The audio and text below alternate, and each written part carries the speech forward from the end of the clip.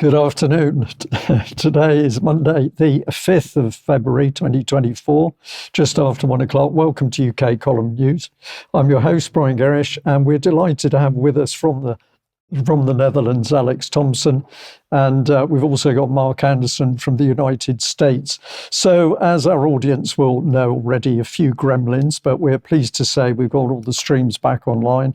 And so let's get into the news. Alex, welcome. You made it. I did, Brian, despite the gremlins. Well, let's launch into a series of headlines from the Daily Telegraph, which is supposed to be on defence matters, Britain's paper of record, so they actually take notice of things others don't. And here I'm going to give credit to Lewis Page, I think the regular or a regular defence correspondent with the Daily Telegraph, because he's telling the truth. Wasteful Britain needs to buy a new arsenal for war with Russia. So it's not whether war with Russia is coming, it's can we fight it? He suggests doubling the defence budget and says that all the stuff that David Cameron famously called green CRAP could actually be cut a bit. Other departments could lose 4%, and that would double the Ministry of Defence budget, because the Ministry of Defence, as he points out, is being made to employ lots of people in Britain to keep the unemployment figures down and to loan money, actually, to nominally British but actually international defence conglomerates in order to produce weapon systems that Britain never benefits from if they ever become battle ready. So he's seen it. His record is quite solid. So look at the back catalogue, which you'll find in the show notes as well. Britain's defence boom built on sand. We need to talk about aircraft carriers. Britain's jetless aircraft carriers are a national embarrassment. He's seen quite a lot. But the Daily Telegraph continues to up the ante as well. So the brand new chairman of the Defence Select Committee of the House of Commons, Sir Jeremy Quinn, says here, well, he's been given the headline by the editors, we need to rise to the challenge of a pre-war world and quickly. So again, it's just taken as a given that war with Russia is coming. And his main point there is that nobody can retain or recruit enough defence staff in Britain, which is a Western worldwide problem. But he says that for every 8 that go from the armed forces or MOD more generally, only 5 come. So this one will particularly pain your heart as a Navy veteran. The Daily Telegraph has also, in the form of the defence editor, Daniel Sheridan, has found out that the Type 45 destroyers were never budgeted to carry sea-to-land missiles, the cruise missiles that provide the shock and awe when the Americans come up close to a foreign country's coastline. So instead, as you can see here, there's some treadmills and cross-trainers because that compartment of the Type 45 class has become a gym. We go on from there to see that Eastern Europe now has its turn this week, the Balkans specifically, for the war scare that we saw hit Northern Europe last week.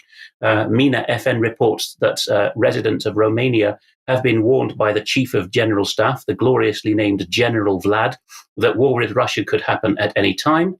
Neighbouring Croatia, well, it doesn't neighbour Romania literally, but a neighbouring country to Romania is Bulgaria, which is where this news site is from, Novinite. They report that fellow Balkan country Croatia is reconsidering whether it needs to reintroduce the draft. So this is getting quite widespread around the European Union. But what else has been going on with defence generally? Let's have a look at this photograph here, which was taken by a Chinese source in the harbour of Yokosuka, Japan. This old rust bucket is a US supply ship, one of those that come and resupply US Navy vessels deployed to the Western Pacific. And even a landlubber like me can tell that that vessel has seen better days. Also in the show notes, though I don't have a slide for it, is that the US Navy is now allowing high school dropouts to be recruited. And I don't mean anything snooty by that, but the US Navy had its reasons for wanting people with a school leaving certificate, basic numeracy, for example. That has gone by the board for the same reasons that Sir Jeremy Quinn was describing in the case of Britain, cannot get the numbers. We also see, it'll be in the show notes, that the US is reviving Pacific bases that haven't seen duty since they were fighting Imperial Japan 80 years ago. There'll also be a show note linked to a piece by the very nationalist American conservative commentator Vox Day on immiliteracy, a new word that he's coined for Uncle Sam no longer being the top dog. And he says that he sees signs that the US is already losing naval confrontations with Iran, let alone Russia and China, in the Red Sea and more particularly the Gulf at the moment. But also the Royal Navy has got some problems. We'll put in the show notes that the flagship of the new aircraft carrier class, the Queen Elizabeth II herself, cannot put to sea because there's been a problem with one of the connections to the starboard shaft, which sounds very much, Brian, perhaps you'll like to comment in a moment, very much like what happened to the sister ship, the Prince of Wales, when she was in dock for a while. So she cannot go off on the latest deployment, and she's being replaced by the Prince of Wales for that. Also, 8 years since Britain's last test fire of a nuclear missile, which was a flop because the data connection failed, HMS Vanguard, who's been in dock for years on a completely over-budget, over-timetable repair, is going to try again to fire a test nuclear missile in the Atlantic. So we'll see what comes of that. Any comments? Well, my initial comment on the prop shaft is that it was acknowledged as a design fault in the first carrier, so it's not surprising that there will be similar problems in the Queen Elizabeth. But of course, the other problem is that the maintenance is now done largely by British Aerospace, I'm being told, but we have seen a decline in the number of people trained in maintenance engineering within the armed forces. And of course, that's now come home to roost. So the skill level, with no disrespect from those serving and going through the particular training, the skill level reduces, the maintenance is outsourced, and when the problems arise, nobody can fix it. So sad times. And indeed, it's not just BAE, formerly British Aerospace, but now international and not just an aerospace company either. Babcock, which have more of a contract in the nuclear boats, have similarly been taken to task because one of the reasons we haven't been able to fire a nuclear missile for some years is because HMS Vanguard had to go in for that long refit after it was discovered that right there in the nuclear parts of the boat, there were bolts that had been glued together, which caused the then Defence Secretary Ben Wallace to get on the blower and to give Babcock a flea in their ear. But to close off my war coverage, Ukraine, Associated Press has got quite a giveaway here of some fairly tectonic shifts in NATO with regards to the level of support for the current policy in the Ukraine war. So although the headline is about nasty Russia refusing to turn over the bodies of plane crash victims, this turns out to be over 60 prisoners of war that were being transported into Russia from the battlefield. We look into the body of the piece and we see that a French military official with access to intelligence off the record told the Associated Press, fully knowing that that is the pinnacle news agency for the Western world, so it would trickle down, that France has concluded that the Ukrainians used, this would be a US-supplied piece of kit, a Patriot battery to shoot down that plane, an Ilyushin 76 transporter, firing from only 30 miles away, and the French have got enough radar telemetrics to see that what's gone on, telemetry to see that what's gone on here is that the battery was scuttled close to the border, went live for as short as possible to shoot down the Ilyushin, and then scuttled back. So that looks like the French saying to the Americans, don't even try to blame this on the Russians. We don't want any of your further escalation. Likewise, Poland, the most jingoistic of Ukraine's neighboring allies, is actually admitting now, in the form of the President Andrzej Duda in an interview on Friday with a Polish radio station, that while he hopes Ukraine will retake the far east of the country, Donetsk and Lugansk in full, he doubts that's code for he understands it will be undoable, that Ukraine will ever retake Crimea, and says, face it, it was Russian territory for most of its history. So we'll see where that one goes as well. I am hearing other sources saying that there is preparations being made by the Polish and the British to declare Lviv some kind of de facto capital of a rump state, which is something that analysts predicted as early on in this 2-year war. It may be time for the European allies now, even the Poles, to bite that bullet. Alex, thank you very much for that excellent summary. And of course, fighting in Ukraine is at the moment horrific as the Russians are clearly making progress, and the the Ukrainians are trying to defend key areas such as Avdiivka. Now, I just wanted to bring on screen two emotive slides, but I think they need to be shown. So we've got a little girl here. The one on the left is Gaza, as far as I know, but clearly that little girl is extremely distressed, and this is the result of the shelling and bombardment that the Palestinians in Gaza are undergoing. And on the right, of course, we have Boris Johnson, who likes to play the buffoon, but we need to remember that certainly in Ukraine, he was the man who is widely now reported to have destroyed the peace talks. And if I just bring in a second little clip here, another little girl who's clearly suffering from the cold. I'm taking this as Gaza. If anybody corrects me, I'll accept it, but the point needs to be made in any case of the suffering in these war zones, and particularly for children, while British politicians seem to be working as hard and fast as possible to create the next conflict. And so probably appropriate for us to bring Cameron on screen, but Lord Cameron, as IDV names him here. And my question is Lord Cameron the person who actually makes the decision to unleash the killing in Yemen? We've got a new war zone recently coming into the picture, but is it David Cameron who's making the decision, or is it other people? And we'll have a little bit of discussion on that in a moment. But a reminder of the horrific casualties in Ukraine. We showed this about a week ago. The key point here was Russian dead at about 120,000. And then we pointed out that the Ukrainian obituaries at the time, 408,000. Well, this is now increased to 410,000. We're talking dead here, and these are figures which are claimed to come from the obituaries reported in Ukrainian press. So horrific casualties in deaths, and the injuries way beyond that. But these are the wars that the Western politicians seem so keen to keep going. And just to give a little bit of detail on Gaza, I'm going to put on the original Israeli figure of 1,300 dead. There are some questions over that. There's still purported to be 136 Israeli hostages still in the Gaza area. But if we put on the casualties now amongst the Palestinians, 25,700 dead, 63,740 injured or thereabouts.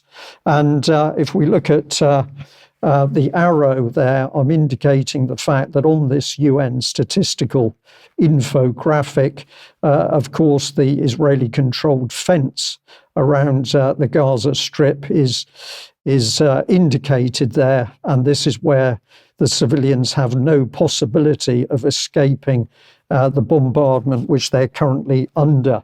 And that bombardment can only happen with the full support of the US and the UK and the West in general. So we are fully complicit in any of the horrors of what's happening in Gaza. And if we just continue with a little bit of information from that. So this is a little bit more of the UN statistics, but here they're talking about 2.2 million people at imminent risk of famine because the supplies are not getting into the Gaza areas. 70,000 plus destroyed housing units, 290,000 plus damaged housing units. So this is pretty serious stuff. But where I wanted to get with this is who is actually in control of putting British military overseas, and can the public do anything about it? Now, I've chosen the Institute for Government here that back in December 2015, they were talking about Commons votes on Syria and military power. And the question they asked was, can the government go ahead with military action in Syria without parliamentary approval? And according to the Institute for Government, the answer was technically yes. As we've clarified previously, the power to commit troops in armed conflict is one of the remaining royal prerogatives. And that is the powers that are derived from the Crown rather than conferred on them by Parliament. This means that the PM has a constitutional right to decide when to authorise military action. I find that statement utterly frightening, but if we just have a look at a second question, what kind of military action now requires a parliamentary debate? It says, as with any convention, this all depends on how the government wants to interpret past precedent.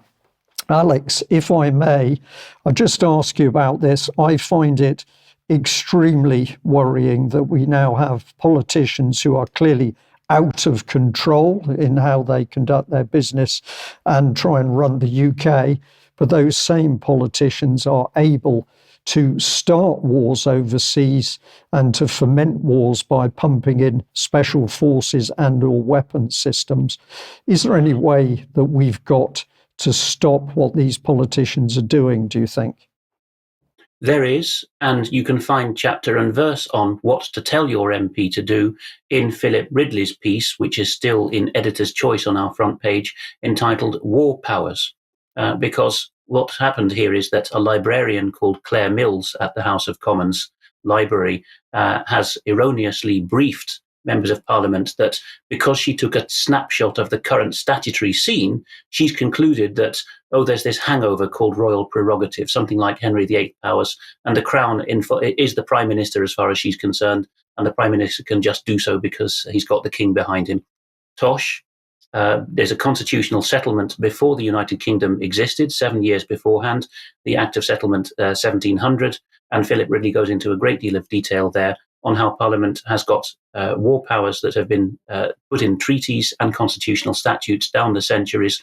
The only royal prerogative to go to war that there is more than a prerogative, it's a duty on the Crown to defend the realm, British territory and British overseas territories. Short of that, Parliament must be required to vote on that, as with the US Congress, which in an often overlooked detail of the US Constitution, the Congress has the powers to give the president, the equivalent of the king in the US system, the title of commander-in-chief for the duration of any war, where the US home territory is not involved. So it's the same situation there, kings and presidents on both sides of the Atlantic pretending they have Henry VIII powers when they do not, particularly not to start wars of choice and aggression where our territory and people are not involved. Alex, thank you very much for that. And we can also add that, of course, if people want to stop these wars, they have to become active in very large numbers. And the pressure has to be brought to bear on the politicians with a simple message that the war is not required. But I think at the moment, we're looking certainly in the UK at politicians across all the major parties who are simply out of control. And one of the big problems is we don't know who really has the power and influence on politicians, because there are many and various organisations that seem to be able to bring pressure to bear. But I just wanted to draw people's attention to this article from Carnegie Europe. The headline was UK-EU security cooperation after Ukraine, and it says Russia's war on Ukraine has sparked renewed foreign policy cooperation between London and Brussels. The importance of these ties will only increase if Trump returns to the White House. But if you, if you follow through on this page, it says this blog is part of Engage, a project that examines challenges to global governments and EU external action. A consortium of 13 academic institutions and think tanks seek to address the EU's ability to harness all its foreign policy tools and identify ways to strengthen the EU as a global actor. And I suggest that global actor really means global power. But if we go on, if we move on through to here, we are looking at people involved, and we've got this gentleman, Javier Solana, and we see that he's a former European Union High Representative for the Common Foreign and Security Policy. and he's a former Secretary General of NATO. So for me, at least, I don't think we're getting fresh, independent views. We're having the same old people. But this is another member of the International Advisory Board, Robert Cooper, British diplomat, served as special advisor to the European Commission for Myanmar, British Embassy, worked at the Foreign Office, obviously, but also deputed to the Bank of England and spent time in the Cabinet Office as Assistant Secretary for Defence and Overseas Affairs. Now, of course, we're not suggesting in any way these people are doing anything wrong. What we are saying is it's very difficult to work out who has the power and influence around our politicians, as there are so many non-governmental organisations, think tanks and other organisations which are working towards global governance. And I missed it on the last slide, but there was a big red arrow. And what was that talking about? The Florence School of Transnational Governance. There we are. We can see it now.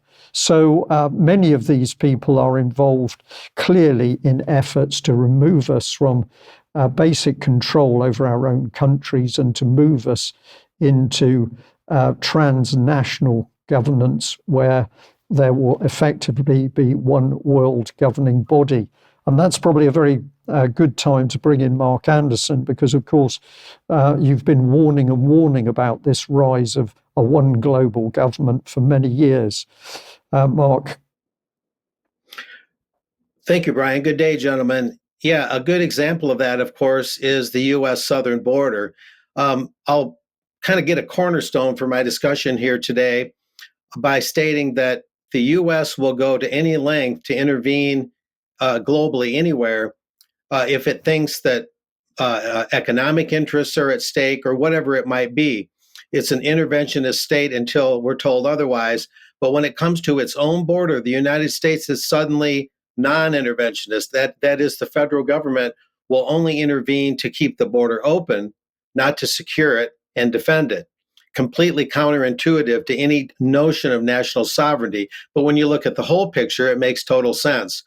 Intervene in other countries' affairs, but allow ours to go global at the same time. So the whole thing is toward global governance. Anyway, the Take Back Our Border convoy happened this past weekend.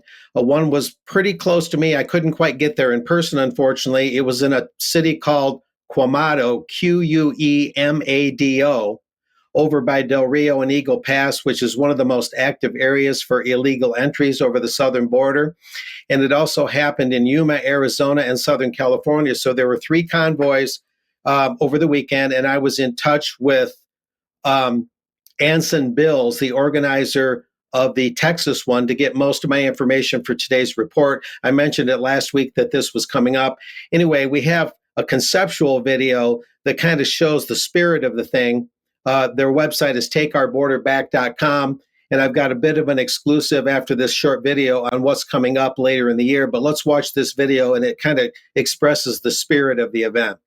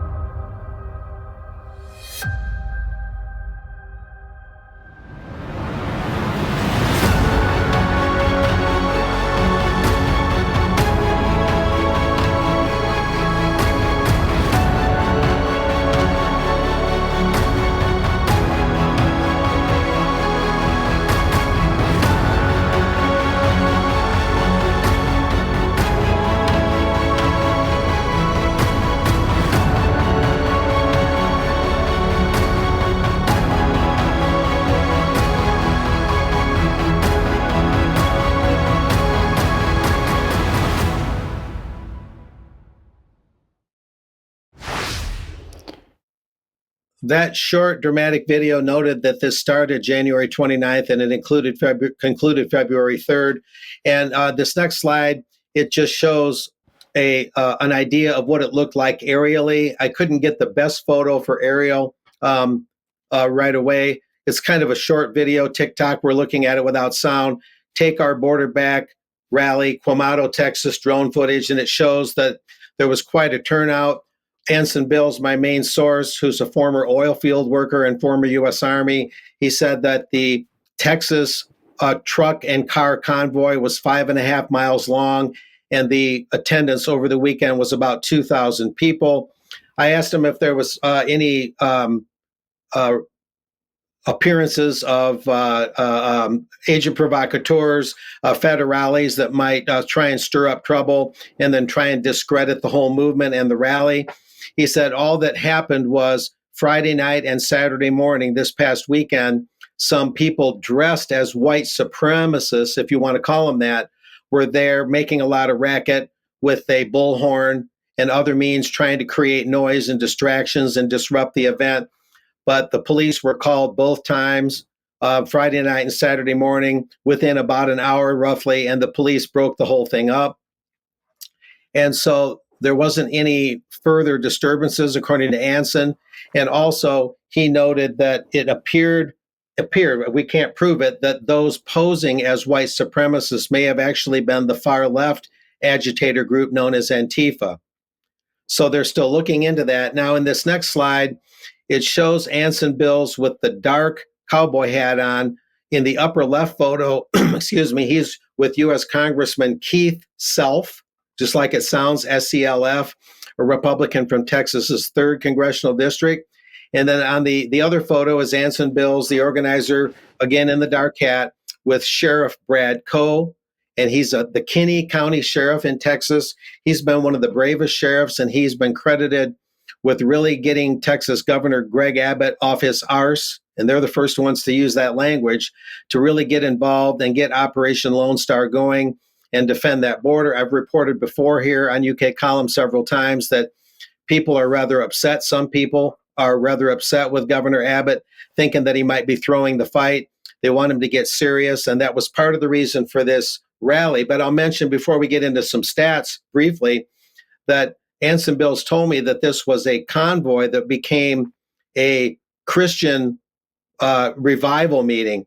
Much of the over the weekend meetings, the get together that is over the weekend was pastors and whatnot praying and speaking in biblical terms and praying for our border, praying for our leaders. So it was something of a Christian revival get together, in as much as it was a protest against the lack of border defense, particularly a protest against the Biden administration for doing what globalists do best, and that is to let their own borders just completely dissolve. So a very dynamic thing. And I've got a brief announcement I'll make, but first we'll look at some very interesting stats. Here we have the U.S. southern border, fiscal year 2024, which began this past October 1st. We had just so far in this fiscal year, the first couple months of the year, and going back about 2 or 3 months last year, that's the fiscal year 2024, we had 302,034 encounters between Border Patrol agents and illegals. And that's for October, November, and December. That's 785,422, just the end of last year.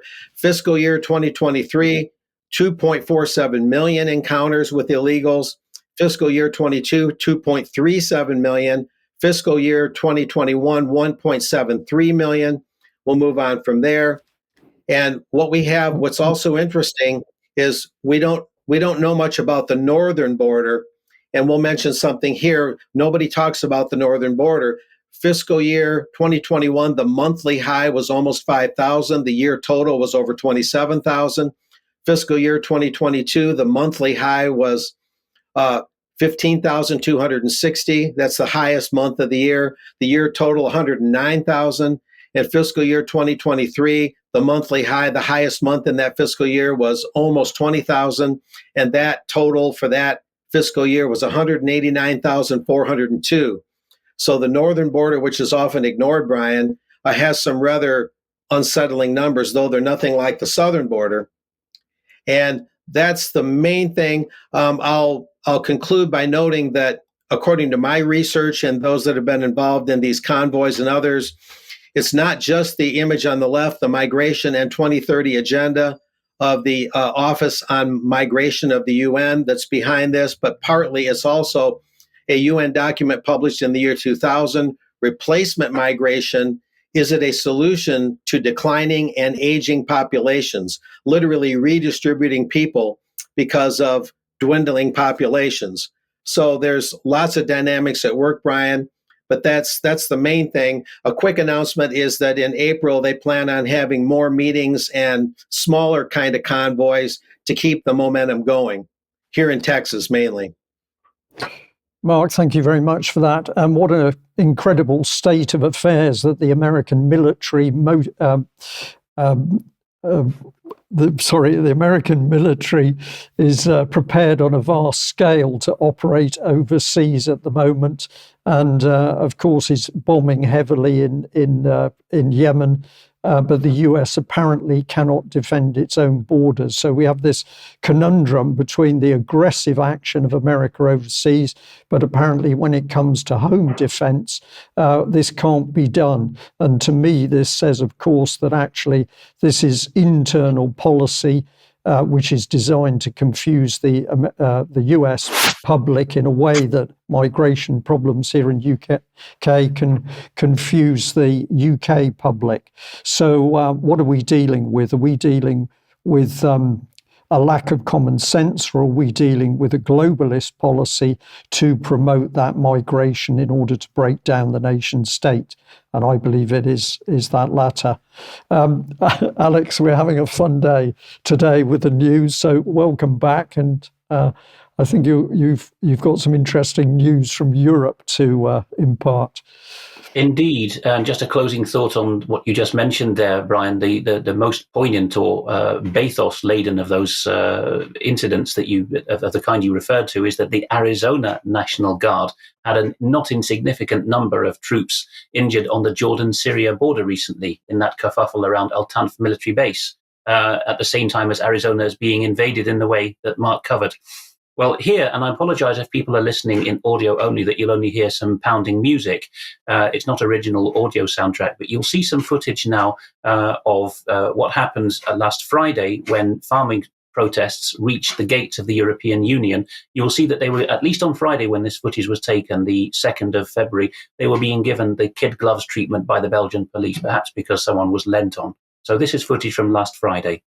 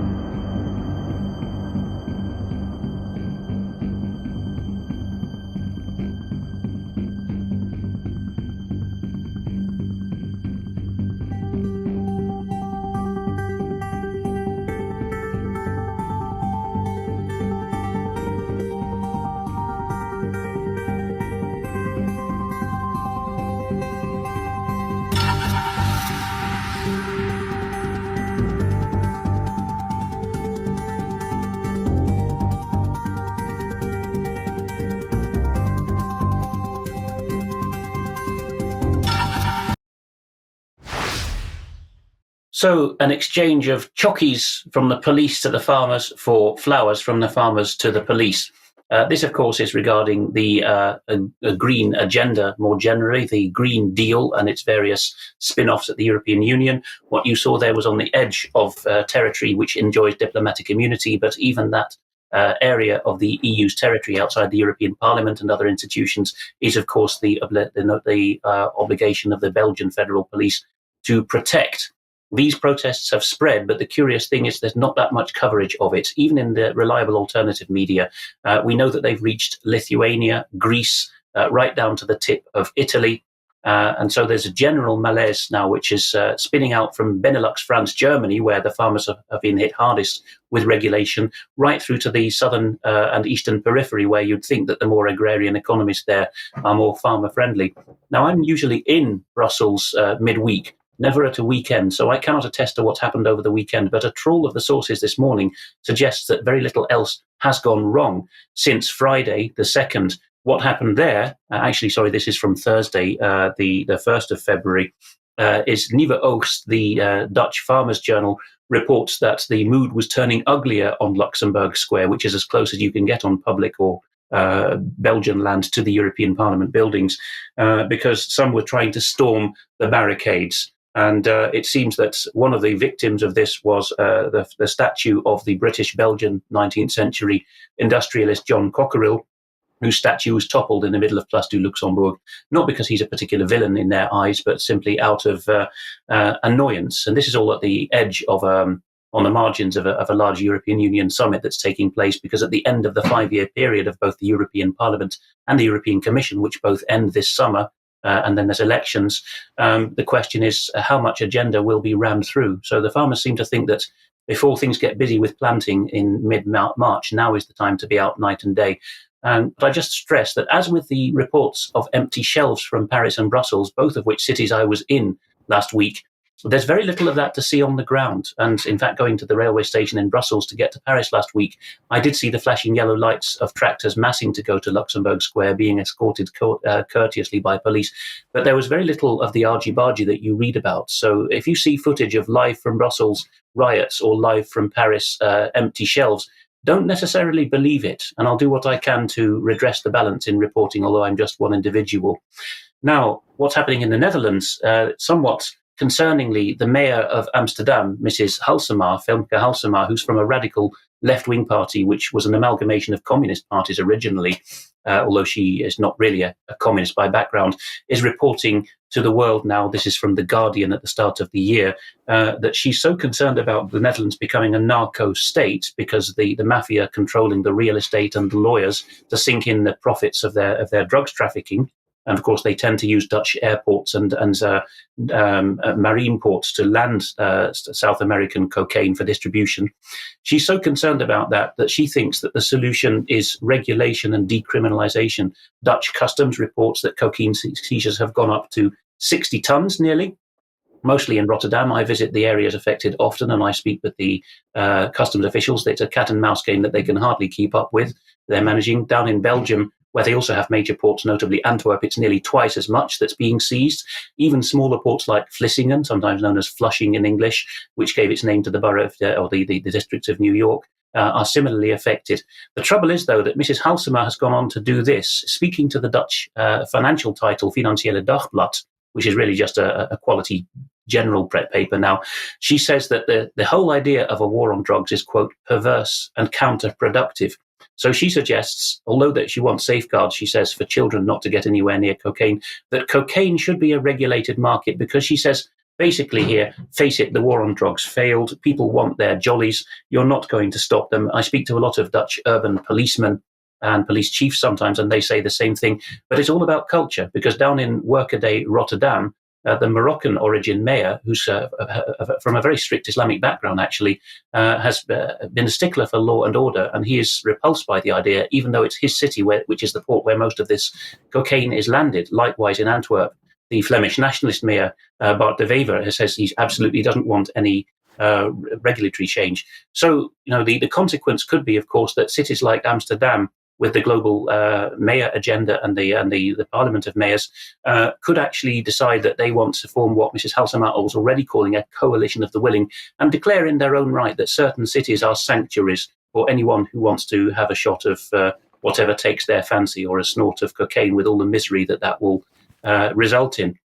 The Rare Foundation, run by Amy Meck, not everyone's favourite, I know, because it tends to believe in a clash of civilizations ideas, but it does report, and it's subtitled the report in English for people who want to look at it, that the new Slovak Prime Minister Robert Fico has announced to Parliament something which has never been seen before in an EU member state or a Western country at all, which is he wants a permanent government secretariat trying to bring to light the abuses that happened under COVID. And on screen at the moment is, although he was mainly trying to bash the opposition for when they governed Slovakia and allowing through dodgy deals with COVID equipment, where he alleges backhanders and failed deals were the order of the day.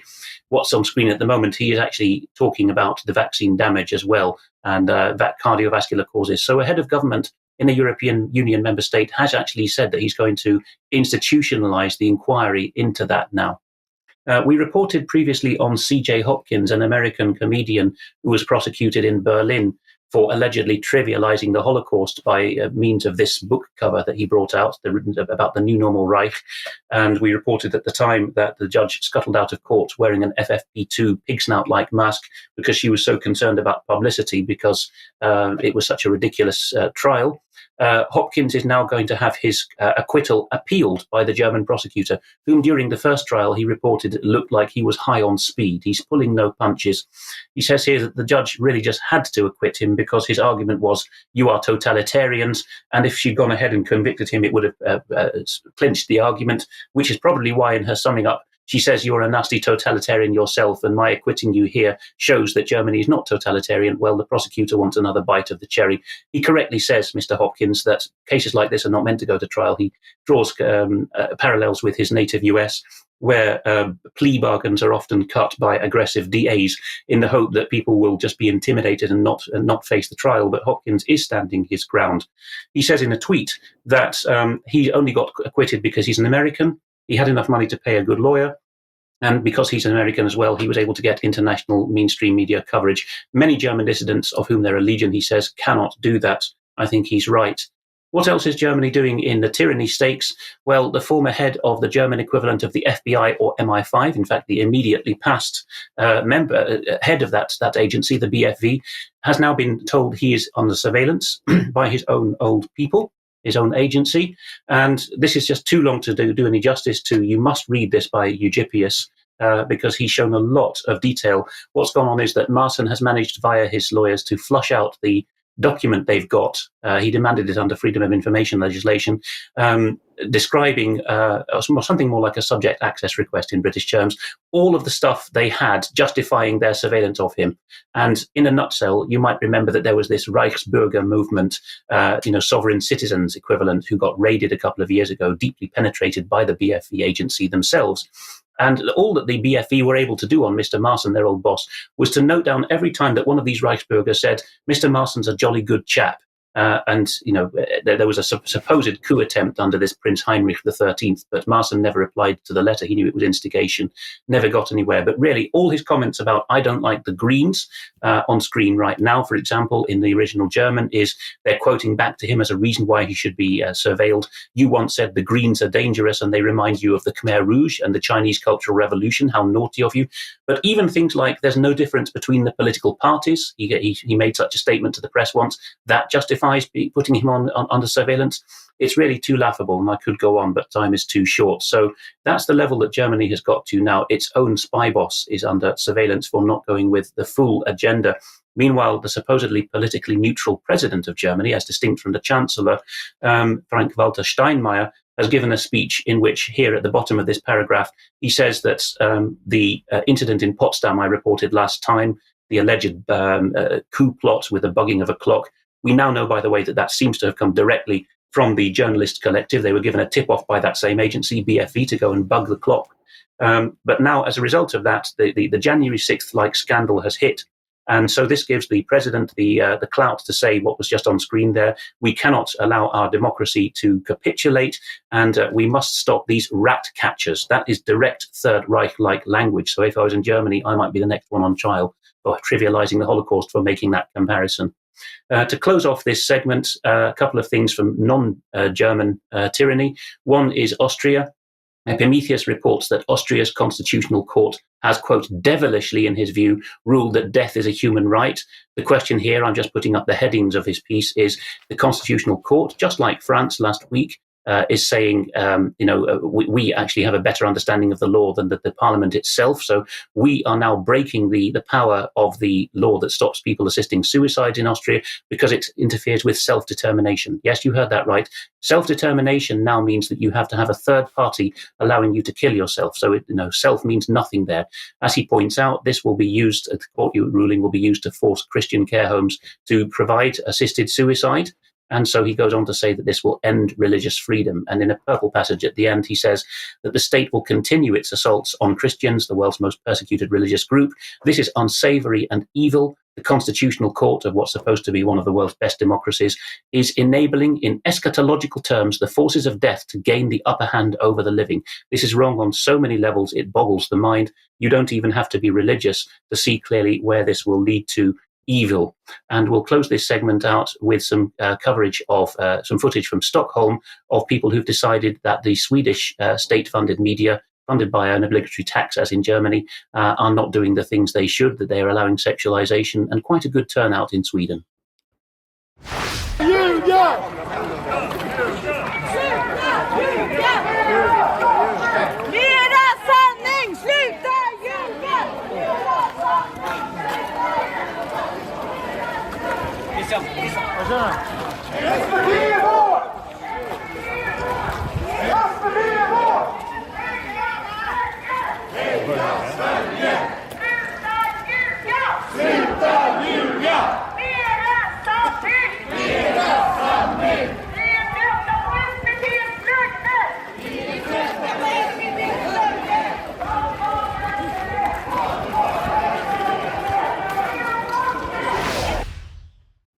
So whether it's farmers or people disenchanted with the legacy media, I don't think Europe is going to see an absence or a shortage of protests in the next few weeks.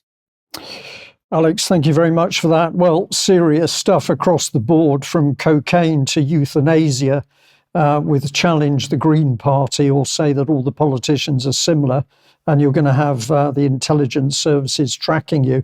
If that's happening in Germany, it's not far away in this country unless we stop it. If people like what the UK column is doing, then please come and join us. It's due to the generosity of the people who've taken out memberships with UK column that we can continue to finance and do what we're doing. So a huge thank you to people who are signed up members. But you can also help us, of course, by purchasing through the shop with a piece of clothing, or perhaps you'd consider a membership gift voucher, which is always a good way of bringing in other new members. And we do produce this material to be spread far and wide. And we're very grateful for everybody who's helping us do that. Remember to give the UK column a shout. Now, for extra time for our members today, we're delighted to say that we'll be joined by Rachel Matthews, who'll be telling us about her initiative with Colchester Council Watch. This is part of holding local councils to account. And this is a very, very encouraging initiative, which has popped up in Colchester, but we're seeing signs of it in other local authorities around the country. So this will be a very interesting discussion with Rachel in extra time. Please join us if you can. Also like to say that tomorrow an interview goes out that I did with Jackie Devoy. Jackie talking on the very serious subject of democide, but the killing off essentially of elderly and vulnerable people, which is happening without any doubt in the UK, usually hidden or semi-hidden under the so-called care pathways. But join us for that. That's an audio interview at 1 o'clock tomorrow. We've also got this interview now, which has gone up, which is the latest update from James Rogowski. Please have a listen to this as he talks about at least some problems with the World Health Organization's attempt to take control of health and vaccine policies in nation states. I'd also like to say we had a very interesting email came into us, which is talking about a meeting in Cardiff. This is really excellent. This is another group of people who are saying, let's get people in political parties, the candidates together, and talk about what we need to do for the right policies and what policies we need to challenge, and that includes the World Economic Forum and the World Health Organization agenda. That's detailed here in these two leaflets. So it's Monday, the 19th of February at 6:30 p.m., 7 p.m. start. And if you look down the bottom of the yellow flyer, you can see the contact details with an email address, sgcardiff@hotmail.co.uk, and also a telephone number. So you can freeze the screen to check out those details. But great to see these initiatives going. Freedom Forum of Britain parties and candidates meeting. Also had this very interesting email, which was from a lady who said that she talked to a friend, and in the conversation, that other lady said that her daughter, who teaches in what is presumed to be a junior school, has been told that she is not to teach the children how to use cash anymore. And Margaret said that the lady was livid at having this imposed on her by the school. But what we wonder is this happening in other schools? So anybody out there who's got any knowledge of this, we would be interested in hearing from you. We've also got this one. I don't know whether you can help me out here, Alex, on this particular video. Gladly, yes. We have covered John Waters in many of his legal fights, including that which he headed up with Gemma O'Doherty, challenging in the Irish High Court some of the COVID tyranny and flushing out how little of the Constitution was left, similar to the French and Austrian cases just covered. Well, if you go to Gemma O'Doherty's video page, the link will be in the show notes, gemmaodoherty.com/video, you have to scroll down her playlist inside the video pane to find this item from the 30th of January. The video interview is entitled John Waters on a new anthem of humiliation for the nation. That was the first segment of this interview.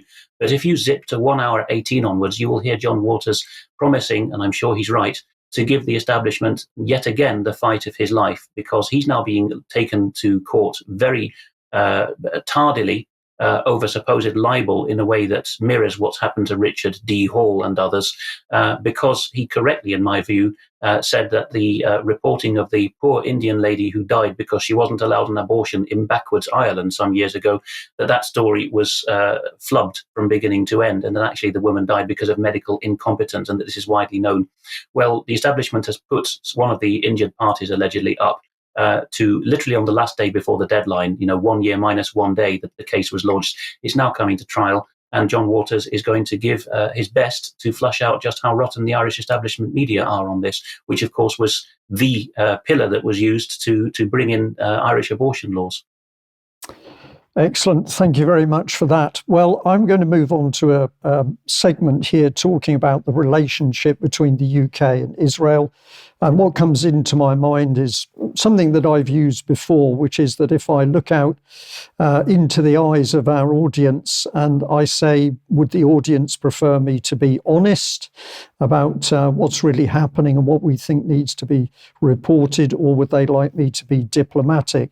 I think the answer is we should be honest, and I think we need to really start to ask some serious questions, even though many people can find these uncomfortable.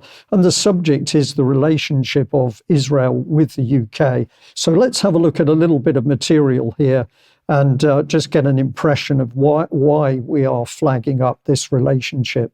So this is going back to October 2023. It was The Guardian with the headline, Sunak promises Israel unqualified support in face of evil, but makes no mention of Gaza plight. And there was a little subheading underneath the photograph which said, Rishi Sunak's support for Israel, not just today, not just tomorrow, but always. So unqualified support for always. And again, Alex, I'm going to ask you for a little bit of help here. But if you promise unqualified support always to the end of time, effectively, what commitment does that make from the UK to Israel, in your opinion? There's a single word for that at law, suzerainty, which is no longer being above the law, but being under the law. of another country. It's also called being a vassal state. You're pledging that that country's interest will outrank your own when there's a choice of men or material, blood and tears, basically, that you will supply that to Israel come what may, even if you need it at home. Well, Alex, thank you for that. I asked the question on the news. You weren't primed on that at all. But let's think about what Alex's reply really means and look at some more, some more material. We're going back to 2011. This is an article on the UK column website, Britain or Israel. And what we're pointing out is that no person, particularly if you're a reader of the Bible, no person can have two masters, because they will love one and hate the other. And so we asked that question of David Cameron, as he was also talking about his extreme loyalty to Israel. Let's have a look at a little video clip. This is actually from 2014. So let's look at what a younger David Cameron was having to say at that time. You asked the question, what have I done today to try and encourage a two-state solution and a successful conclusion of the peace process? You asked, should I do more to warn of the risks? I come here as a strong friend of Israel, but also as someone who really wants to try and help paint a picture of what this country and this region could look like if a two-state solution went ahead. And I think sometimes we get lost in the process and who's up and who's down and who's given this concession or that concession. And sometimes we can fail to get our eyes fixed firmly on the prize of what this is all about. A secure Israel, safe inside her borders, her people safe, and a state of Palestine alongside as a good neighbor with all of the liberation economically and in terms of security that would bring. That was what I wanted to do today, and that's what my speech was all about. So my question to the audience is, when we hear that clip, and we've now got the UK bombing Yemen, is that a result of UK policy or is it the result of Israeli policy? And I'm going to suggest to our audience that in 2024, we have now got no way of knowing. And this is a very serious position. But back in March 2014, the UK column was also warning of Conservative Minister Francis Maude, who'd set up a web of involvement with Israeli organizations, which included universities. It actually included the police. It included Israeli Force 8200. So we're into the intelligence services and links through to GCHQ. We had links with the Israeli government and its agencies and its education systems and its security systems at all levels, never discussed in Parliament, and we are now left with this residue. So if we come on to more present time, this is 2021, so we're advancing 7 years. We've now got the Memorandum of Understanding between the Ministry of Foreign Affairs of Israel and the UK Foreign, Commonwealth and Development Office on the UK-Israel Strategic Partnership. How many people in the UK public are even aware that this has happened? And I'm just going to flag up, we have mentioned this before, but I think it's important to flag it up again. In the list of topics, we have diplomacy, and it says the consultations will focus on bilateral relations, regional security, counter-terrorism, proliferation, global issues, and increased cooperation in the multilateral arena. And for defence and security, it says cognizant of the importance of joint cooperation in the fields of defence and security as part of the UK-Israel partnership. The UK and Israel will continue their direct and professional bilateral development of the strong defence and security relationship within the existing frameworks between the sides. So we come back to the question that when we see events unfolding in the Middle East, are these the result of independent, sovereign UK policy, or are these the results of influence and control from Israel over the national government of the United Kingdom? We have no way of knowing, and we will not know until enough people start asking the right questions to lift the lid on this relationship. Sorry, just pop you back to Rishi Sunak again here. This is Jewish Telegraphic Agency with the question, where does Rishi Sunak, new UK Prime Minister, stand on Israel and Jewish issues? And of course, there was a glowing statement by Rishi Sunak here where he says that the apartheid claim of Israel is not only factually incorrect, but quite frankly offensive. Like any nation, Israel is not perfect, but it has a vibrant, multi-ethnic democracy with a free press and the rule of law. It stands as a shining beacon of hope in a region of autocracies and religious extremists. Do we believe that statement from Rishi Sunak? Well, many people clearly don't. And what is interesting is many of those people are actually Jewish, members of the Jewish community themselves. There's a recent London protest where we can see some of the signs here, one of which says that the state of Israel does not represent world Jewry. Are these opinions reported in UK? No, they're being censored. Apologies. And this protest here of a similar vein is in the United States, where the Jews protesting, one of the banners says Israel is responsible for 75 years of tragic bloodshed of Arab and Jews. So it appears to me there are many questions to be asked of the UK's relationship with Israel.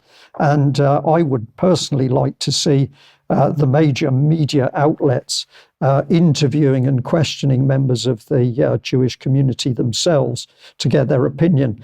Alex, we're very short of time, but if you've got any comment on my little analysis there, I would be interested. The shocker for me was the wording of that memorandum of understanding. Of course, MOUs are a recent development to obviate the need for treaties, as Mark has often reported in the past. That text doesn't seem to me to have been proofread, let alone written, not even proofread by the Foreign Office or the Cabinet Office. Look at the Hebraism at the end there, between the sides, which you also find in Russian English, instead of between the parties, and the tautology, joint cooperation. That would have been fished out immediately if that document had been through Whitehall. I think it went straight from Tel Aviv or Jerusalem to the press. So and then to gov.uk rather, and then to the press from there. That says something about who's wagging the dog there, doesn't it? Well, the rapper Low Key, a British rapper of Iraqi heritage, who's very careful with his sources, so I'm happy to report his tweet rather than any other source on this. He reports that Douglas Murray, one of the supposedly conservative cheerleaders for Israel at the moment, was scheduled to host a fundraiser for Israeli soldiers in London recently. But the event was cancelled because of, shall we say, boomerang effect cancellation. Of course, it tends to be the younger and left-wing people who go for cancellation, particularly this kind that Dominic Campbell fell victim to in Ullapool, where the right-on staff said, "I'm not serving you, you're Mr. Brexit."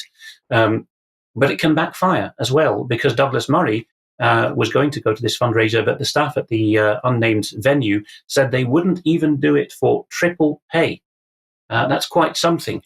Low-key goes on in a subsequent tweet to point out that Murray worked for many years as a director of the Henry Jackson Society, well known to us from previous reporting, and that the executive director, Alan Mendoza, known to me at Cambridge, presides also over the British branch of the largest settlement building organization in Palestine, the JNF, where Netanyahu is a patron. So this is getting quite networky, isn't it?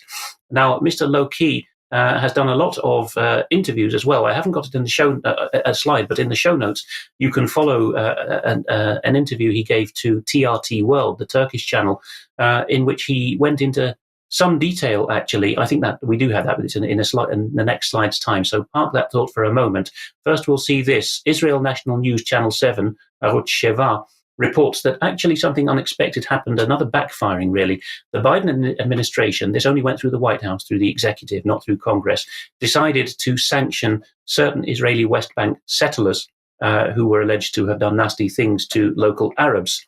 One of the four who was sanctioned, Yinon Levy, was notified by his Israeli bank, Bank Leumi, that his bank accounts have been frozen. So Israel is doing internal Israeli freezes because the White House told them to. It's not a simple question of Israel telling Britain and America what to do. It seems to be rather more nefarious and layered than that.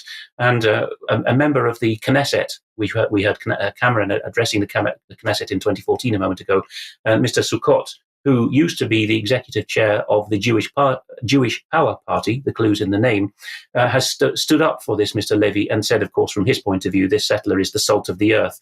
And he can't quite understand it. Even the radical settler wing of Israeli society cannot understand why Israeli banks are going for sanctions über alles, even domestically, when the issue has reached them via an American edict. It is, and he's quite right, although I dislike the people involved, he's quite right to say that this is illegal. There's no basis for it in Israeli law. And of course, the West Bank is not Israel de jure anyway. So a complicated mesh where it seems that the banks just follow their own logic. But then finally back to Mr. Low-Key.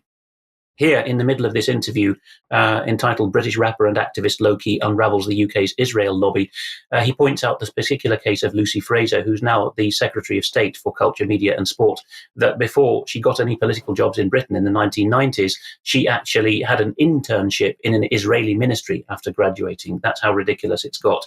Also in the show notes, we'll have a couple more videos very recently produced by Declassified UK on the Israel-UK lobby, particularly on how they get into the Conservative Party, a long-term focus of yours, Brian.